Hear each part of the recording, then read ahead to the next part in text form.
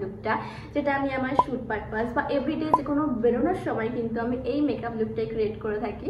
আচ্ছা, মেন বক্তব্যে আসি। আমি যেমন প্রমোশনের ভিডিওগুলো বানাই, সেখানে তোমরা কমেন্ট করো যে প্রমোশনের ভিডিও বানানোর সময় আমি যেরকম একদম সিম্পল লাইট মেকআপ করি, সেই মেকআপ লুকটা যেন তোমাদের সাথে আমি শেয়ার করি। তো তাই তোমাদের কথা মাথায় রেখে আমি আজকে সিম্পল এভরিডে মেকআপ লুকটা ক্রিয়েট করেছি। আর এই যে ফ্যান বন্ধ করে কথা বলছি যাতে সাউন্ড না আসে। তো দেখতেই পাচ্ছ পুরো ঘেমে গেছি, পুরো ঘেমে জল, কিন্তু মেকআপ কিন্তু জায়গা থেকে সরছে না। এখানে আমি আমার সমস্ত সিক্রেট রিভিল করে দেবো। তো প্রথম থেকে শেষ অবধি ভিডিওটা ভালো করে দেখতে থাকো। তো সবার ফার্স্টে আমি ইউজ করছি ময়শ্চারাইজার দিয়ে। তো এখানে আমি ইউজ করছি dot and key vitamin C plus E super bright moisturiser. এই ক্রিমটা ইউজ করলে মুখে লিটারালি একটা সুন্দর গ্লো আসে আর স্কিনটা অনেক ইভেন টোন দেখতে লাগে। আচ্ছা, যেহেতু সামার সিজনে মেকআপ করছি তো সানস্ক্রিন তো অনেক ইম্পর্টেন্ট। তো সেজন্য আমি ইউজ করছি এখানে ডট এন্ড কির ওয়াটারমেলন কুলিং সানস্ক্রিন। এটা ইউজ করার পরে স্কিনটা অনেক রিফ্রেশ লাগে আর বেশ ঠান্ডা ঠান্ডা ফিল হয়। যারা ইউজ করো তারা তো জানো, আর যারা ইউজ করোনি একবার ইউজ করে দেখতে পারো। এবার চলে যাব ডাইরেক্ট ফাউন্ডেশনে। তো আমি ক্ষেত্রে ইউজ করছি মার্সে zero blend foundation, shade number 08 honey nectar. প্রথমেই বলেছি একদম লাইট মেকআপ করব, তো আমি মাত্র একটা পাম্প দেখো হাতের উপর নিয়ে নিয়েছি। এবার সারা ফেসে এরকম একটু একটু করে অ্যাপ্লাই করে নেব।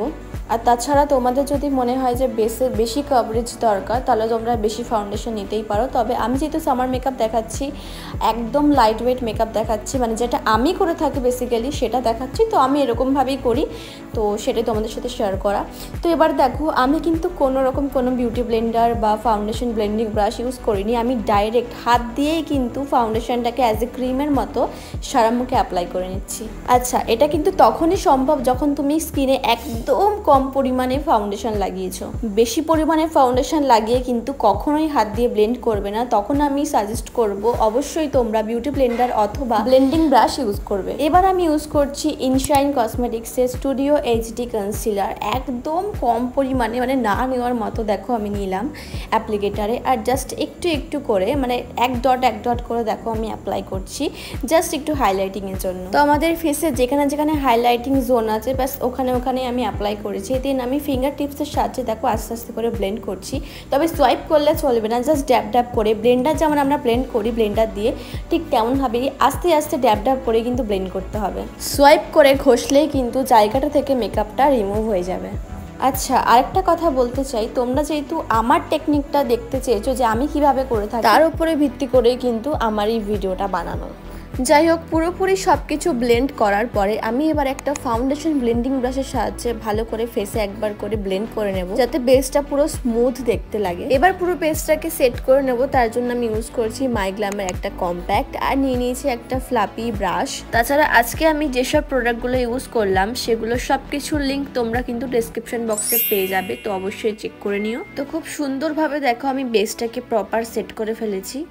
যেহেতু গলায় কোনো ফাউন্ডেশন বা কিছুই অ্যাপ্লাই করিনি, তাই গলাতেও হালকা করে একটু কম্প্যাক্টটা অ্যাপ্লাই করে নিলাম। নেক্সট আমি ইউজ করছি মার্সের আইব্রো কিট, আর সাথে নিয়ে নিয়েছি একটা অ্যাঙ্গুলার ব্রাশ, আর তার একদিকে স্পুলিও লাগানো আছে। তো দেখো সুন্দর করে আমি আইব্রোটাকে ড্র করে নেব, একদম লাইটলি ড্র করছি, কারণ মেকআপটাও আমাদের যেহেতু লাইট, তো বেশি বোল্ড আইব্রোস তো মানাবে না, সেজন্য একদম লাইট করে দেখো আমি সিম্পলভাবে ড্র করে নিলাম। তোমরা চাইলে আইব্রোটাকে জাস্ট হালকা করে একটা শেপ দিয়ে নিতে পারো, অথবা যে কোনো আইব্রো পেন্সিলও কিন্তু ইউজ করতে পারো। এবার আমি ইউজ করছি Swiss beauty cheek it up stick blush, আর দেখো কালারটা কতটা সুন্দর। শেড নাম্বারটা আমি ডেসক্রিপশন বক্সে দিয়ে দেবো, আর তাছাড়া তোমরা আরো নানান কালার অপশন পেয়ে যাবে। তবে এই কালারটাও কিন্তু ভীষণই মিষ্টি, তো তোমরা তোমাদের পছন্দ মতো কিন্তু ব্লাশের কালার চুজ করতে পারো।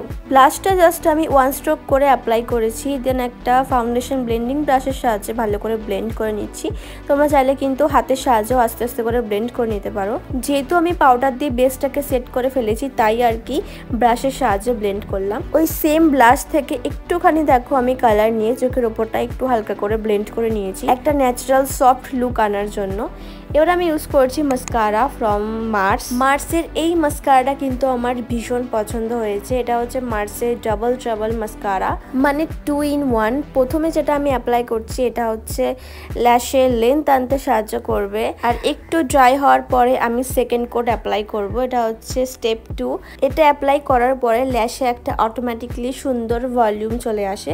পুরো ব্যাপারটাই কিন্তু একটাই মাস্কারা, একই জিনিস, তবে কি পুরো খেলটাই কিন্তু হচ্ছে এই অ্যাপ্লিকেটারের। তো আমি আপার ল্যাশ লোয়ার ল্যাশ দুদিকে কিন্তু ভালো করে কোট করে নিয়েছি, আর দেখো ল্যাশগুলো কতটা সুন্দর লাগছে দেখতে। এবার পালা লিপস্টিকের। তো এক্ষেত্রে আমি ইউজ করছি মেবলিনের colour ultimate slim lipstick, shade name more top.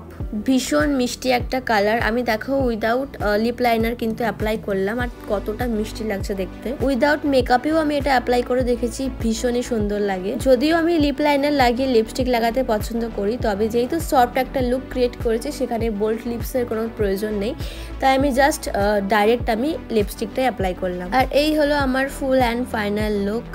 কেমন লাগছে অবশ্যই কিন্তু কমেন্ট করে জানিও। এরকম একটা লুক করে কিন্তু তোমরা যে কোনো এভরিডে পারপাস, অফিস হোক, কলেজ হোক, বা যে কোনো জায়গায় কিন্তু যেতেই পারো। জাস্ট একটা এভরিডে পারপাসের জন্য প্রেজেন্টেবল লুক তোমাদের সাথে শেয়ার করলাম। কেমন লাগলো অবশ্যই কমেন্ট করে জানিও, আর এরকম ভিডিও যদি ভালো লেগে থাকে সেটাও কিন্তু কমেন্ট করে জানিও।